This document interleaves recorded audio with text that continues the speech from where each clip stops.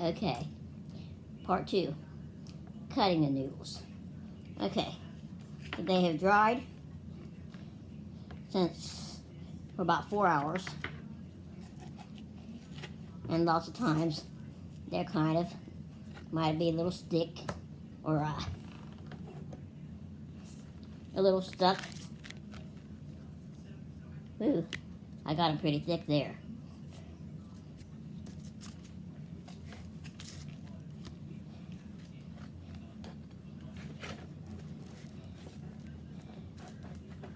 I just take the knife and just kind of easily go underneath it, just to loosen them. Okay, then I'm going to get some flour out in case I need it.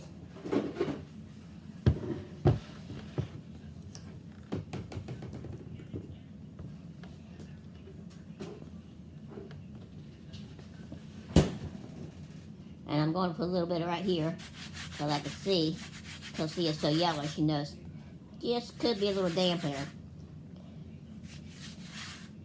Okay.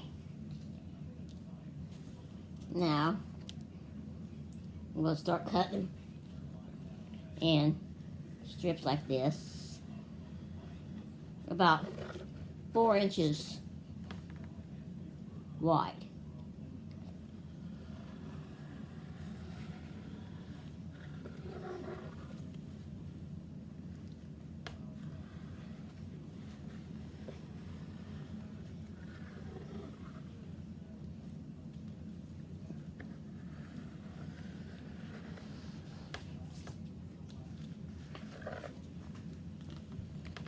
Okay, now here's where I want to turn it upside down and see where I turned it upside down.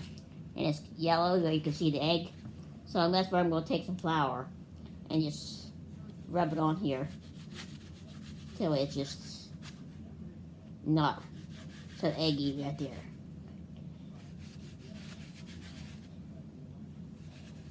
Okay. Now, I'll take this one, put it on here. It's tore too. And this one's eggy here. So see, I knew these were kind of damp, more so than what I usually have them.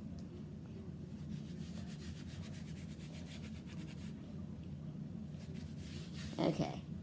Now, and this one I got too thick. See how thick that is right there? That is way too thick. Because see the thickness of them?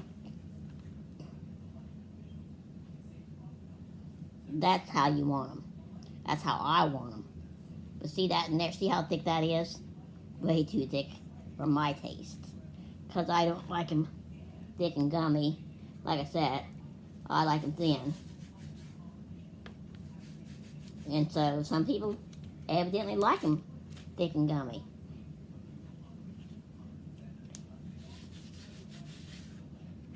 I'm putting this flour here so as I stack them together, I can get them apart. Because where they didn't dry as well, because I had them a little more damp.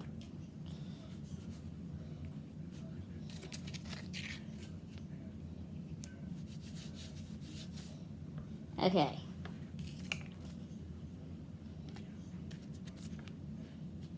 I'm going to put this over here for right now. Now that I've got those stacked up like this, see, and you don't want to press down on them. I mean, you want to just easy touch when you're holding on to them, because you don't want to dough ball. I mean, you don't want to get them all pressed in together. Okay, you cut those in two, and cut those in two, and then see you have all of them together. And I'm just going to cut that one separately. Okay, now that you got all these like this, layered, like I said, easily just touch, hold easy on this, don't go pressing down and squeezing. Now you're going to start cutting. And again, try not to press down. And just cut down all through the layers.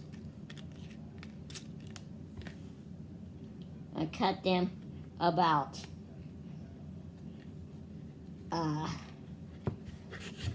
no more than 1/4 of an inch. Like this one, that's more than 1/4 of an inch. That's a little bit on the wide sides. And of course, if you use measuring them, they're not the same size on both ends. And because these ones are a little bit wet, they kind of stick together, so you'll have to pull them apart gently after you cut them.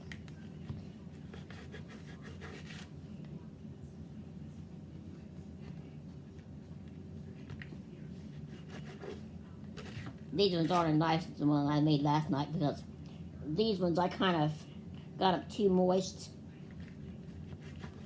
because I was kind of rushing, because I was making the video and I didn't know how long I had. But see, you just want to, when they're like that, you want to just kind of pull them apart, because you don't want them to be all stacked up together after you cut them. So if they're stuck together like this, get a hold of them and pull them apart. See? Or like that. Okay. So then just keep cutting. And like I said, you don't want to cut them too wide, because as they cook, they are going to swell. Unless you want big old fat noodles.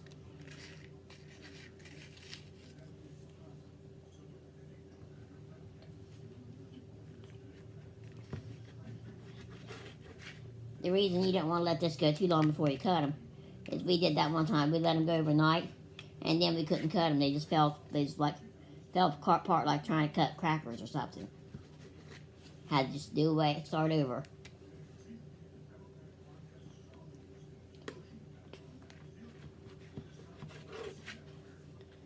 Okay, now see, these are pretty good specimens. See how wide?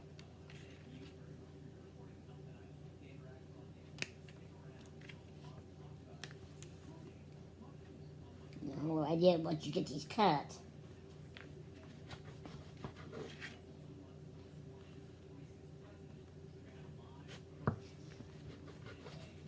And you have to put some pressure to get through all those layers. And you don't want to drag them. You want to try to get a nice good cut so they look nice. At least I want them that way.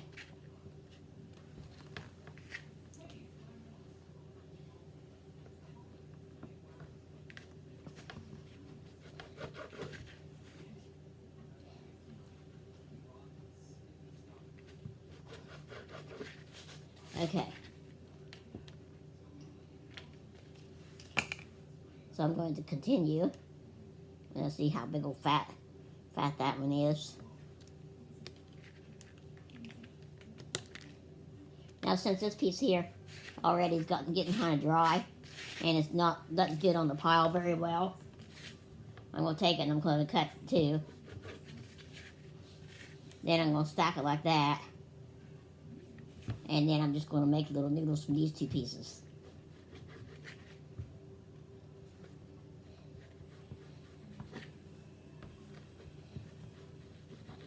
And this looks like a lot of work, but really, it's not that much. You just sit here and it really just takes about 15 minutes to cut these apart.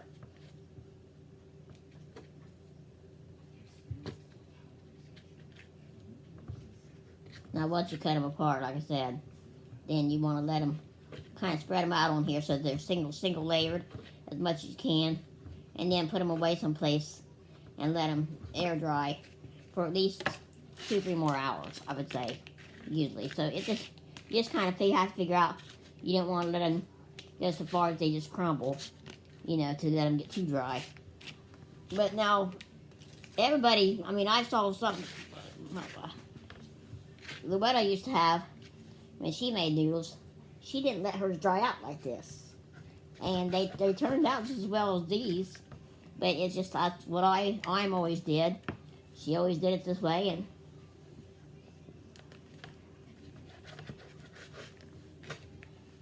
so, I'm not saying that this is the only way you can do it.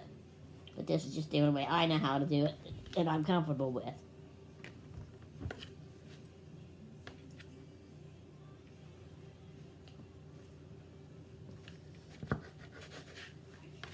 Now see, I'm getting in a hurry and I'm not cutting them as small as I'd like to.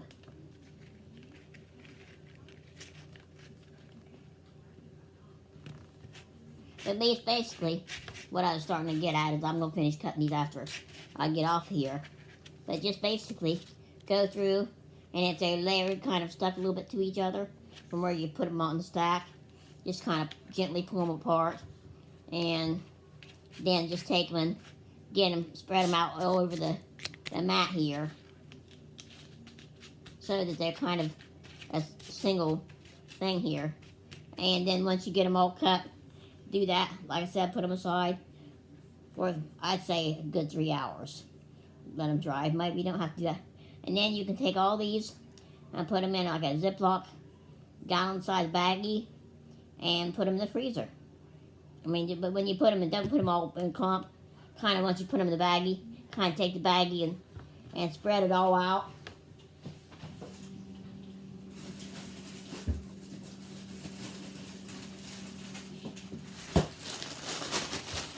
Let's see. Here's some I made last night. And so when you put them in the freezer to dry, kind of spread them all out like that so that they're not just, you don't want to put them in the freezer like this when they're first putting in.